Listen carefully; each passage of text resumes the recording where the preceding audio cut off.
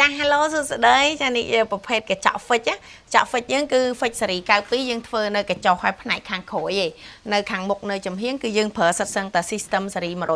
136ចាអញ្ចឹងកញ្ចក់ fix យើងពីលើដល់ក្រោមបែបហ្នឹងហើយបងប្អូនអាចអញ្ជើញមកមើលផ្នែកខាងនេះគឺ slide ស៊េរី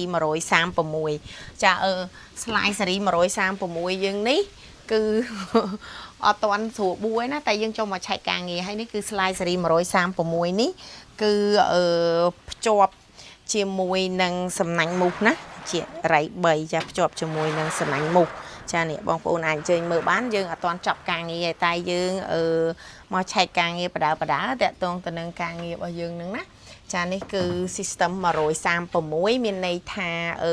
កញ្ចក់ស្លឹក4កញ្ចក់សំណាញ់មូស2ស្លឹកចាអញ្ចឹងគឺមានន័យថា6ស្លឹកប្រើរៃ3អញ្ចឹងយើងមាន3ពណ៌ខ្មៅសប្រផេះបងមានចំណាប់អារម្មណ៍សូមកុំភ្លេចណាតំណាក់តំណងមកក្រុមហ៊ុនរបស់យើងខ្ញុំបាន CY នៅលើផ្លូវ217ខណ្ឌដង្កោជាប់វរៈបុនធម្មសាខាចំការដូងចាអរគុណបាយបាយ